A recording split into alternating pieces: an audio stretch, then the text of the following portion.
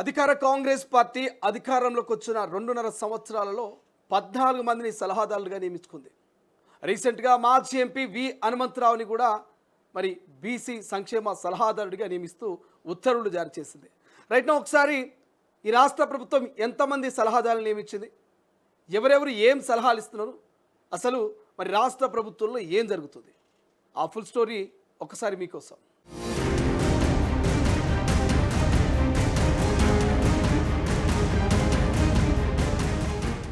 తెలంగాణ ప్రభుత్వంలో సలహాదారులు రాజ్యమేలుతున్నారు. కాంగ్రెస్ అధికారంలోకి వచ్చిన ఈ 2.5 ఏళ్లలో 14 మంది సలహాదారులుగా నియమితులయ్యారు. అంటే సగటున ప్రతి 2 నెలలకొక సలహాదారుని నియమిస్తూ సర్కారు జీవో విడుదల చేస్తోంది. వీరంతా క్యాబినెట్ హోదా ఉన్నవారు కావడం గమనార్హం. అయితే ప్రభుత్వంలో క్యాబినెట్ మంత్రుల సంఖ్యకు దాదాపు సమానంగా సలహాదారులు ఉన్నారు. మరీ విడ్డూరం ఏమిటంటే కూలిన ఎస్ఎల్బీసీ టన్నెల్ పేరుతో ఇప్పటికే 2 సలహాదారులని ప్రభుత్వం నియమించగా మరొక 3 సలహాదారుల నియామకం కోసం ప్రతిపాదనలు సిద్ధం చేసినట్టు సమాచారం. ఇలా కొన్ని శాఖల్ని కేటగిరీ వారీగా సలహాదారుల నియామకం జరిగింది. వీరిచ్చేవి ఉచిత సలహాలు కాదు, లక్షలకు లక్షలు జీత భత్యాలు అందుకుంటున్నారు. మరి వీరేం పని చేస్తున్నారు, ఎలాంటి సలహాలు ఇస్తున్నారు అన్నది మాత్రం అంతుచిక్కని రహస్యం. వారిలో సీఎం రేవంత్కు ఎవరైనా సలహాలు ఇస్తున్నారా, ఇస్తున్నా ఆయన వినడం లేదా, హైడ్రాను పంపి ఇండ్లు కూలగొట్టమని ఎవరు చెప్తున్నారు, ఇది పలు సందర్భాల్లో రాజకీయ విశ్లేషకులకు వ్యక్తమవుతున్న సందేహాలు. మరోవైపు ప్రభుత్వంలో పిఆర్ఓలు గుంపులుగా ఉన్నారనే ఒక చర్చ జరుగుతుంది. ఒక్కో మంత్రి 3-4 చొప్పున పిఆర్ఓల్ని నియమించుకున్నారు. అయితే మంత్రివర్గం అంతటికీ కలిపి 59 మంది పిఆర్ఓలు ఉన్నట్టుగా కొంత సమాచారం. వీరిలో అత్యధిక శాతం మందికి మెయిన్ స్ట్రీమ్ మీడియా జర్నలిస్టులతో సంబంధాలే ఉండవు. మరి రాసేవాళ్ళు ఎందుకు, మోసేవాళ్ళు ఎందరు అనేది ఇప్పటికీ బేతాల ప్రశ్నే. అయితే రేవంత్ రెడ్డి ముఖ్యమంత్రి అయినప్పటి నుంచి ఇప్పటి వరకు జరిగినటువంటి స్టోరీని ఒకసారి తెలుసుకుంటే 2023 డిసెంబర్ 7న సీఎంగా రేవంత్ రెడ్డి ప్రమాణ స్వీకారం చేశారు. తర్వాత 3 రోజులకే 7 సలహాదారుని తొలగించారు. రాష్ట్ర ఖజానాకు తీవ్ర ఆర్థిక నష్టం కలిగించడంలో సలహాదారుల పాత్ర ఉన్నది, మా ప్రభుత్వానికి సలహాదారులు అవసరం లేదని చెప్పుకొచ్చారు. కానీ జనవరి 20న అంటే అధికారంలోకి వచ్చిన నెలన్నరకు సీఎం తనకు నమ్మకస్తుడైనటువంటి వేమనరేందర్ రెడ్డిని ప్రధాన సలహాదారుడిగా నియమించుకున్నారు. క్యాబినెట్ హోదా కల్పించారు.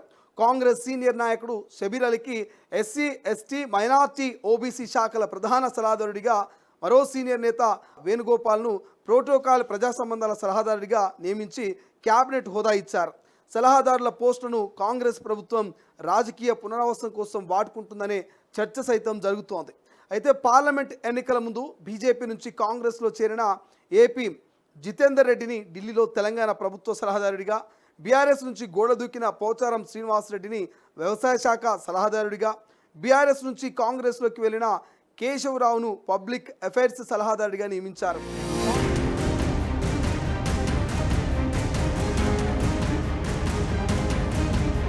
కాంగ్రెస్ ప్రభుత్వం శ్రీశైలం ఎడమగట్టు కాలువ అంటే ఎస్ఎల్బీసీ టన్నెల్ పనులు ప్రారంభించిన 2 రోజుల్లోనే సొరంగం కూలి 8 మంది కూరుకుపోయారు.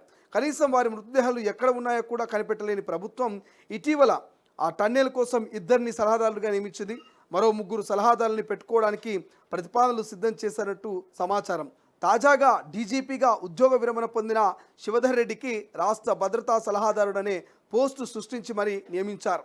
శాసనసభ చరిత్రలోనే తొలిసారిగా రేవంత్ ప్రభుత్వం శాసనసభ వ్యవహారాల సలహాదారు పోస్టును సృష్టించింది. సూర్యదేవర ప్రసన్న కుమార్కు ఆ బాధ్యతలు అప్పగించింది. ఇక పిఆర్ఓల సంగతి చూస్తే రాష్ట్రంలో 15 మంది మంత్రులు ఉన్నారు.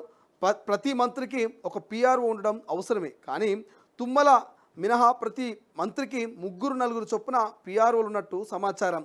సీఎం రేవంత్కు సిపిఆర్ఓ, ఐఎన్పిఆర్ అధికారులు కాకుండా మరో 4 పిఆర్ఓలు ఉన్నారు. డిప్యూటీ సీఎం బట్టికి 3 పిఆర్ఓలు ఉన్నట్టు చెప్తున్నారు. రాష్ట్ర వ్యాప్తంగా 59 మంది ఉన్నట్టు సచివాలయ వర్గాలు తెలిపాయి. వీరే కాకుండా కార్పొరేషన్లకు కన్సల్టెంట్లు అదనం. వీళ్ళలో ఎక్కువ మందికి కనీసం మెయిన్ స్ట్రీమ్ మీడియా జర్నలిస్టులతో ప్రత్యక్ష పరిచయాలు లేవని అంటున్నారు. వీళ్ళు ఒక అసిస్టెంట్ను పెట్టుకొని వాట్సాప్ గ్రూప్ తయారు చేసి మంత్రులకు సంబంధించిన రోజువారీ కార్యక్రమాలు, సభలు, సమావేశాల సమాచారం ఆ గ్రూప్లో పోస్ట్ చేస్తున్నారని చెప్తున్నారు. Deputy CM Bhatti Vikramarka CPRO Madhusudan మరణం నేపథ్యంలో మంత్రుల పిఆర్ఓలపై పెద్ద ఎత్తున చర్చ జరుగుతున్నట్టు సమాచారం. 2.5 ఏళ్ల నుంచి వారు ఏ పని చేస్తున్నారో నివేదికతో రావాలని ప్రభుత్వ పెద్దలు ఆదేశించినట్టుగా తెలుస్తోంది. ఇక సలహాదారులు రాష్ట్ర ఖజానాకు తీవ్ర ఆర్థిక నష్టం కలిగిస్తున్నారని చెప్పిన రేవంత్ ఇప్పుడు అప్పులు తెచ్చి మరి సలహాదారులకు జీతభత్యాలు ఇస్తున్నారని విమర్శలు వెల్లువెళ్తున్నాయి.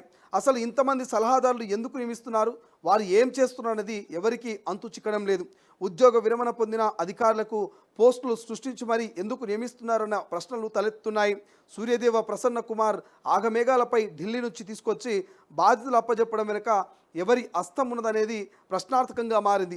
కొందరు సలహాదారులు బాధ్యతలు చేపట్టినప్పటి నుంచి ఇప్పటిదాకా సీఎంను ఒక్కసారి కూడా కలవలేదట.